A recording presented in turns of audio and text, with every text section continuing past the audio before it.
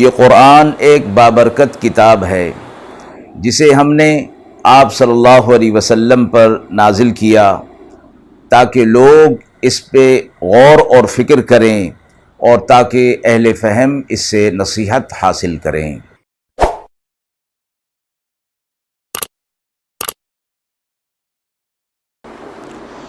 بسم اللہ الرحمن الرحیم۔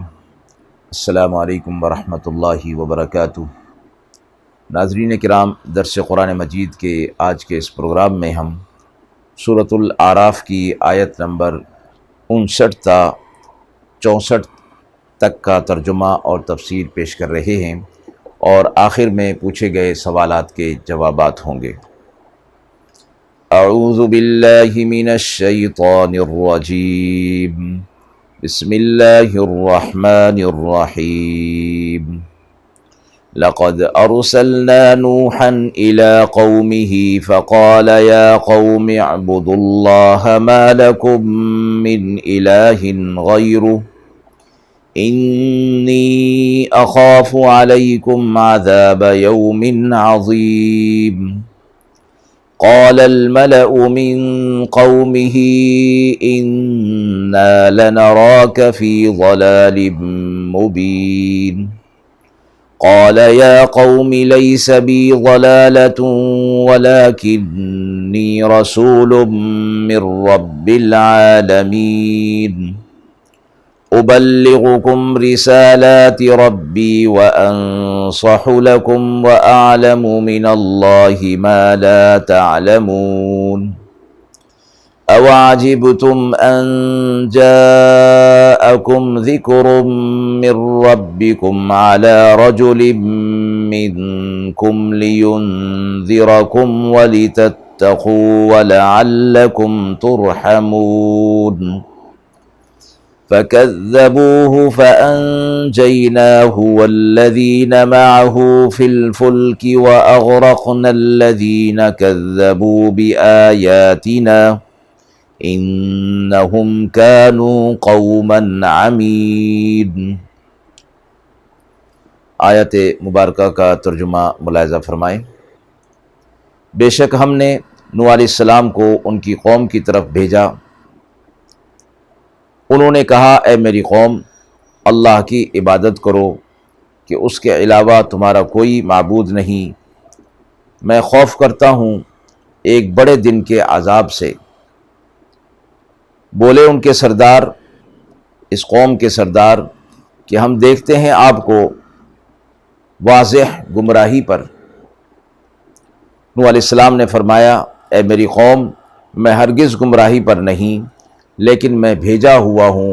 رب العالمین کی طرف سے۔ تم کو اپنے رب کا پیغام پہنچاتا ہوں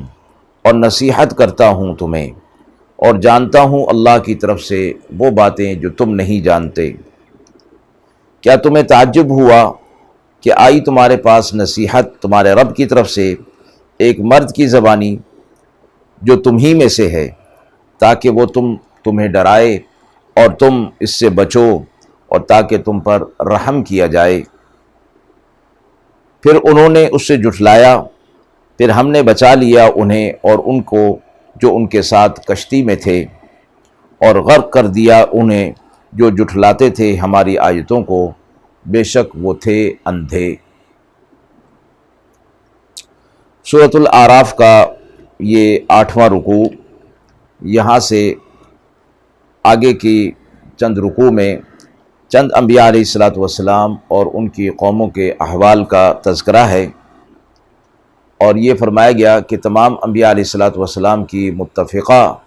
جو دعوت ہوتی تھی وہ توحید و رسالت کی ہوا کرتی تھی، اس کا ان کے اندر ذکر فرمایا گیا، اور آخرت کا تذکرہ، اور انہیں جھٹلانے کی صورت میں، اللہ کے پیغام کو قبول نہ کرنے کی صورت میں دنیا اور آخرت کے عذاب سے ڈرایا جانا۔ تو فرمایا کہ پچھلی اقوام کے حالات اور واقعات کو موجودہ لوگوں اور مخاطبین کے سامنے رکھ کر انجام سے عبرت حاصل کرنے کا موقع بھی فراہم کر دیا گیا۔ آپ صلی اللہ علیہ وسلم کے لیے تسلی بھی اس کے اندر موجود ہے کہ تمام انبیاء علیہ الصلاۃ والسلام کے ساتھ اسی طرح جھٹلانے کے اور تکالیف کے معاملے پیش آتے رہے ہیں، انہوں نے بھی اس پر صبر کیا اور ثابت قدم رہے، اور آپ بھی صبر کریں اور ثابت قدم رہیں۔ ارشاد ہوتا ہے لقد ارسلنا نوحا الی قومہ، نوح علیہ السلام کا تذکرہ ہے، اور نوح علیہ السلام حضرت آدم علیہ السلام کی 8ویں پشت میں سے ہیں۔ نوح علیہ السلام کی ولادت حضرت آدم علیہ السلام کی وفات سے 826 سال بعد ہوئی،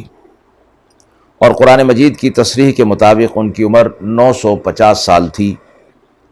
اور آدم علیہ السلام کی عمر سے متعلق حدیث مبارکہ میں ہے کہ 40 کم 1000 سال یعنی 960 سال ان کی عمر تھی۔ اس طرح حضرت آدم علیہ السلام کی پیدائش سے نوح علیہ السلام کی وفات تک کل 2856 سال ہوتے ہیں۔ نوح علیہ السلام کا اصلی نام شاکر اور بعض روایات میں سکن اور بعض میں عبد الغفار آتا ہے، لیکن قرآن مجید میں اکثر مقامات پر نوح علیہ السلام ہی نام استعمال فرمایا گیا ہے۔ ابن عباس رضی اللہ تعالی عنہ کی روایت میں ہے کہ آپ صلی اللہ علیہ وسلم نے فرمایا نوح علیہ السلام کو 40 سال کی عمر میں نبوت عطا ہوئی، اور طوفان کے بعد وہ 60 سال تک زندہ رہے۔ آیت میں فرمایا کہ ہم نے نوح علیہ السلام کو ان کی قوم کی طرف بھیجا، تو آیت کے اس حصے سے یہ معلوم ہوا کہ نوح علیہ السلام کا مبعوث ہونا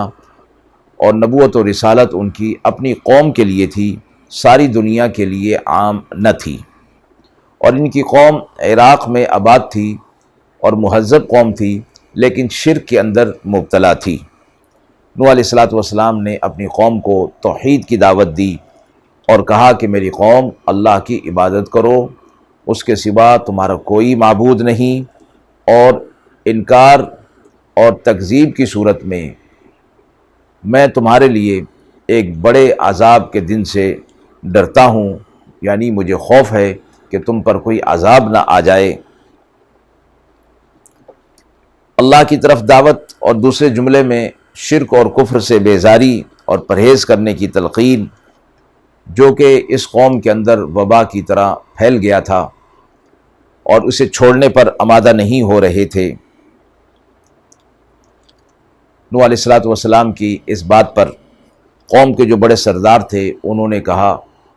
کہ اے نوح علیہ السلام، ہم آپ کو کھلی ہوئی گمراہی پر دیکھتے ہیں، آپ کھلی گمراہی میں ہیں ہمارے گمان کے مطابق کہ آپ ہمیں ایسی بات کی طرف بلا رہے ہیں کہ جو ہمارے آباء و اجداد نے اسے اختیار نہیں کیا، اور ہم اسے چھوڑ کر آپ کی دعوت کی طرف کیسے آ جائیں؟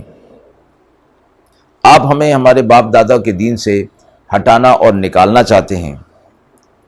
اور آخرت میں دوبارہ زندہ ہونے یا عذاب کے اندر مبتلا ہونے، یہ سب خیالی اور وہم کی باتیں ہیں۔ نوح علیہ السلام کو جب یہ جواب ملا اور اس سے ان کو تکلیف ہوئی، اور بجائے وہ غضبناک ہونے کے یا غصہ ہونے کے، سادہ لفظوں میں ان کی شبہات کا ازالہ فرمایا، اور ناصحانہ انداز میں انہیں فرمایا اے میری قوم، میں گمراہی پر نہیں ہوں، لیکن میں تمہاری طرف رب العالمین کی طرف سے رسول بنا کر، پیغام دینے والا بنا کر بھیجا گیا ہوں، اور تمہاری طرف میں پیغام بھیجتا ہوں، پہنچاتا ہوں، اور تمہیں نصیحت کرتا ہوں، اور میں ان باتوں کو جانتا ہوں جنہیں تم نہیں جانتے۔ اللہ نے مجھے بذریعہ وحی ان چیزوں پر مطلع کر دیا ہے۔ آگے فرمایا کیا تمہیں اس بات پر تعجب ہو رہا ہے کہ میں تمہیں میں سے ہوں، اور اللہ نے مجھ پر وحی نازل کی، اور میں تمہاری طرف نبی اور رسول بنا کر بھیجا گیا، اور اس لیے کہ تمہیں ڈراؤں اور تم اس ڈر میں آ جاؤ، اس سے ڈر جاؤ اور تقوی اختیار کرو، اور تاکہ پھر تم پر رحم کیا جائے۔ تو کیا تمہیں اس بات پر تعجب ہو رہا ہے کہ بشر کو رسول بنایا گیا ہے؟ پہلی بات تو یہ کہ اللہ رب العزت کو اختیار حاصل ہے کہ وہ جسے چاہے نبی اور رسول بنائے، اس کے علاوہ غور اگر کیا جائے تو چونکہ نبی اور رسول لوگوں کے لیے ایک مثال اور نمونہ ہوتا ہے، اس لیے لوگوں کی طرف جو کہ انسان ہیں، ایک انسان اور بشر کو ہی نبی اور رسول بنا کر بھیجا جائے تاکہ وہ اس کے مطابق اپنی زندگی کو بنا لیں اور وہ نبی اور رسول ان کے لیے ایک مثال اور نمونہ بن جائے۔ لیکن تفصیلی واقعے کے اندر یہ بات مذکور ہے کہ قوم نے نوح علیہ السلام کے پیغام کو قبول نہیں کیا سوا چند لوگوں کے، اور روایت میں آتا ہے کہ تقریباً 80 لوگ تھے جو نوح علیہ السلام کے ساتھ کشتی میں اللہ کے حکم سے سوار ہوئے، اور پھر بقیہ لوگ طوفان کے اندر ڈوب گئے اور غرق ہو گئے اور تباہ اور برباد انہیں کر دیا گیا۔ فرمایا گیا کہ ہم نے نوح علیہ السلام اور ان کے ساتھ جو ایمان لانے والے تھے انہیں ساتھیوں کو ایک کشتی میں سوار کر کے اس عذاب سے بچا لیا، اور باقی جنہوں نے ہماری آیات کو جھٹلایا تھا انہیں ہم نے غرق کر دیا۔ نوح علیہ السلام کے ساتھ جیسے ذکر ہوا، حضرت عبداللہ بن عباس نے فرمایا کہ 80 آدمی تھے جن میں ایک کا نام جرہم تھا، یہ عربی زبان بولا کرتا تھا۔ اس جگہ نوح علیہ السلام کے اس واقعے کو مختصراً ذکر کیا گیا۔ قرآن مجید میں اور مقامات پر کچھ تفصیل بھی ذکر ہے، یعنی عذاب کی تفصیل اور طوفان کی تفصیل بھی ذکر ہے، اور کشتی بنانے کا تذکرہ بھی سورہ ہود اور پارہ نمبر 12 کے اندر موجود ہے۔ یہ بتا دیا گیا اس مختصر سے واقعے کے اندر کہ تمام انبیاء علیہ السلام کا پیغام اور عقائد اور دعوت ایک ہی ہوا کرتی تھی۔ دوسری بات یہ کہ اللہ کی طرف سے ان انبیاء علیہ السلام کی تائید اور حمایت ہر حال میں ہوتی رہی ہے، اور عذاب لانے کی صورت میں ان انبیاء علیہ السلام اور ان پر ایمان لانے والوں کو محفوظ رکھا گیا، یہاں تک کہ وہ طوفان جو کہ پہاڑ کی چوٹیوں تک پہنچ گیا تھا، اس کے باوجود نوح علیہ السلام اور ان پر ایمان لانے والے کشتی کے اندر محفوظ رہے۔ دوسری بات یہ واضح کر دی گئی کہ انبیاء علیہ السلام کی تعلیمات کا انکار کرنا، ان کی تکذیب کرنا، اللہ کے عذاب کو دعوت دینا ہے، اور ساتھ ہی یہ فرما دیا گیا کہ پچھلی امتوں کے یہ حالات نظر میں رکھے جائیں اور ان کے مطابق اپنے اعمال کو درست کیا جائے، اور اس سے بے خوف نہ ہوا جائے کہ ان پر اگر اللہ کا عذاب آیا تھا تو ہم پر کیا نہیں آ سکتا اگر ہم بدعملی کے اندر مبتلا ہو گئے۔ آیت کے حوالے سے سوال پوچھا گیا ہے کہ تذکرہ انبیاء علیہ السلام میں حضرت آدم علیہ السلام کے بجائے حضرت نوح علیہ السلام سے کیوں ابتدا کی گئی ہے؟ سلسلہ انبیاء علیہ السلام میں حضرت آدم علیہ السلام پہلے نبی ہیں، لیکن ان کے زمانے میں کفر اور گمراہی کا سلسلہ نہ تھا۔ ان کی شریعت میں زیادہ تر احکام بھی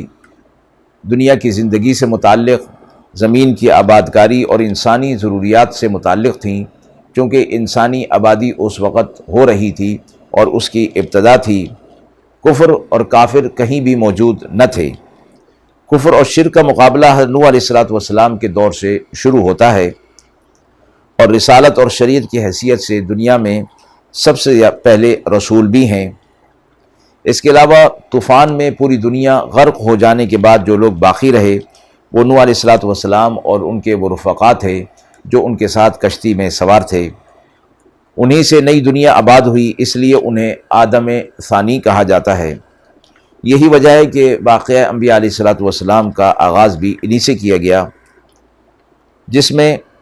950 برس کی طویل عرص میں ان کی پیغمبرانہ جد و جہد کا تذکرہ بھی فرمایا گیا، اور امت کا ٹیڑھا پن اور کجروی اور اس کے نتیجے میں بہت تھوڑے لوگوں کا ایمان لانا اور باقی سب کا غرق ہو جانا مذکور فرمایا گیا ہے۔ دوسرا سوال پوچھا گیا ہے کہ رسالت کے مقام پر فائز ہونے کے لیے بشر ہونا کیوں ضروری ہے؟ یہ فرمایا گیا کہ مقصد رسالت اور انبیاء علیہ السلام کو بھیجنا یہ ہوتا ہے کہ لوگ اللہ تعالیٰ کی کامل عبادت اور اطاعت کو جان لیں، اللہ تعالیٰ کے احکامات کو پہچان لیں اور اس کی مخالفت سے اپنے آپ کو بچائیں، اور انبیاء علیہ الصلوۃ والسلام جو ان کی طرف مبعوث ہوئے ہیں ان کے مطابق اپنی